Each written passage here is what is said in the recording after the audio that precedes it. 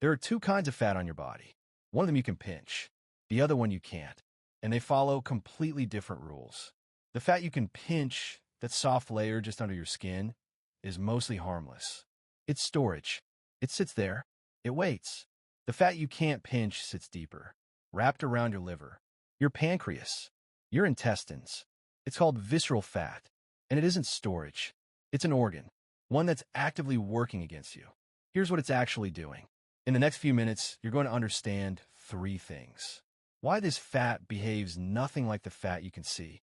Why it manufactures its own stress hormone, literally reactivates cortisol inside itself. And why the one thing most people do to lose it, eating less, makes it worse. There's good news at the end. This fat has a weakness. Almost nobody uses it. Let's start with where it actually lives. Subcutaneous fat, the pinchable kind, sits between your skin and your muscle. When you grab your stomach, that's what's in your hand. Visceral fat is underneath the muscle wall. You can't touch it. You can't grab it. You can have very little pinchable fat and still be carrying a significant amount of visceral fat. This is why some people look relatively lean and still have serious metabolic problems. And it's why the mirror is a bad measurement tool. The clinical proxy is waist circumference, not weight, not BMI, waist, because your waist reflects what's happening inside the abdominal wall, and your scale doesn't. Now here's where it gets strange. For decades, fat was described as passive, a storage depot, calories in, calories parked. That model is wrong. Fat tissue is endocrine tissue. It secretes hormones. It sends signals. It talks to the rest of your body constantly. And visceral fat is the loudest tissue in the room. It secretes inflammatory signaling molecules, things like interleukin-6 and TNF-alpha. These are the same messengers your immune system uses when you're fighting an infection. Except there's no infection. There's just fat sitting around your organs, broadcasting an emergency signal that never turns off. This is what researchers mean by chronic low-grade inflammation. It's not dramatic. You don't feel it. It just runs quietly in the background year after year. And it changes how your entire body responds to insulin. There's a second problem, and it's about plumbing. Visceral fat drains through the hepatic portal vein, the blood vessel that runs directly into your liver. Subcutaneous fat drains into general circulation. It gets diluted. It gets distributed. Visceral fat doesn't. Whatever it releases goes straight to your liver, at full concentration, before anything else in your body sees it. So when visceral fat releases free fatty acids and inflammatory signals, your liver receives an undiluted dose. Every time, over years, this contributes to insulin resistance in the liver itself, which is the engine room of your blood sugar control. That's why visceral fat tracks so closely with type 2 diabetes, cardiovascular disease, and fatty liver. It's not sitting near your organs by coincidence. It's plumbed into them. Now, the part almost nobody explains. Cortisol is your primary stress hormone. Your adrenal glands release it. It travels through your blood. It reaches your tissues. Standard model. But your tissues aren't passive recipients.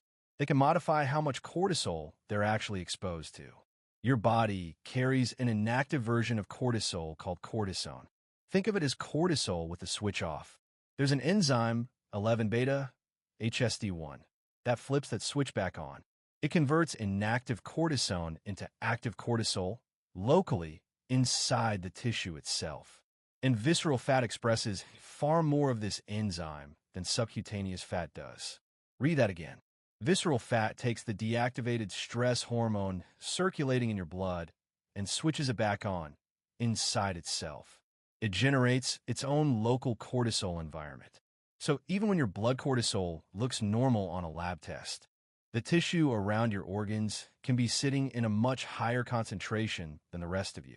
And cortisol tells fat cells to do one thing: store. The fat makes the hormone. The hormone tells the fat to grow. The fat makes more of the hormone. That's not a metaphor. That's a feedback loop with a physical mechanism behind it. If you want the clinical proof this link is real, look at Cushing's syndrome, a condition where the body produces chronically excessive cortisol. The hallmark presentation is central obesity. Fat accumulates around the trunk and abdomen, specifically, often while the limbs stay thin.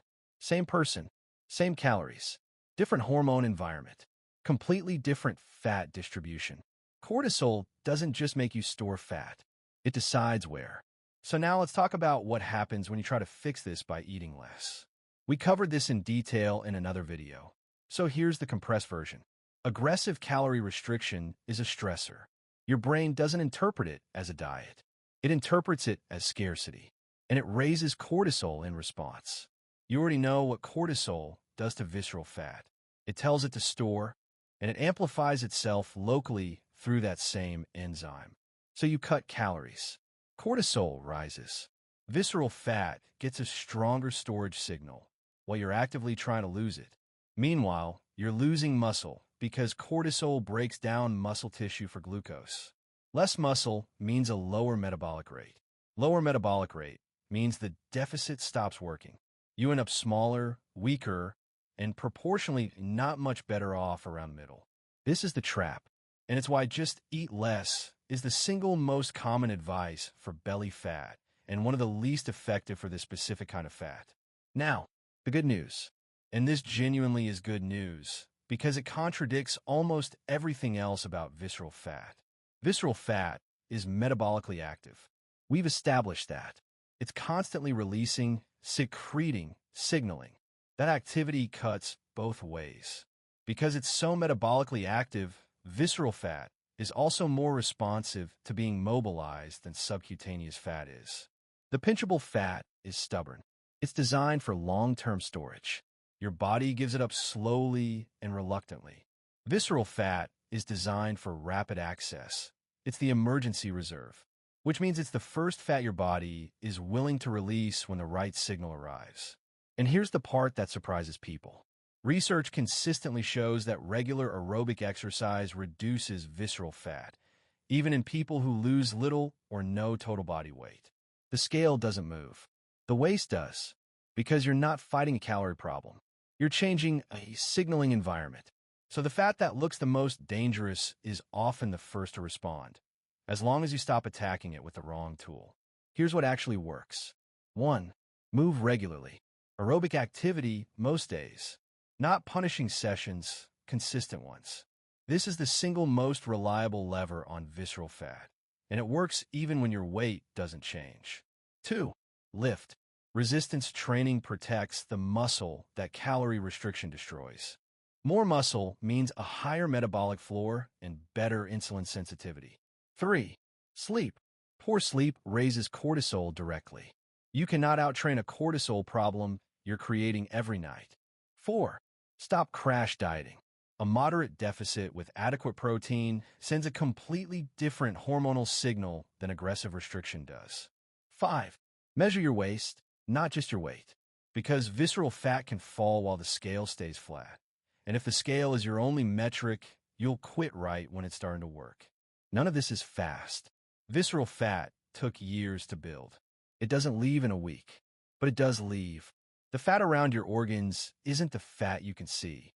It follows different rules. It makes its own stress hormone, and it ignores the tools most people reach for.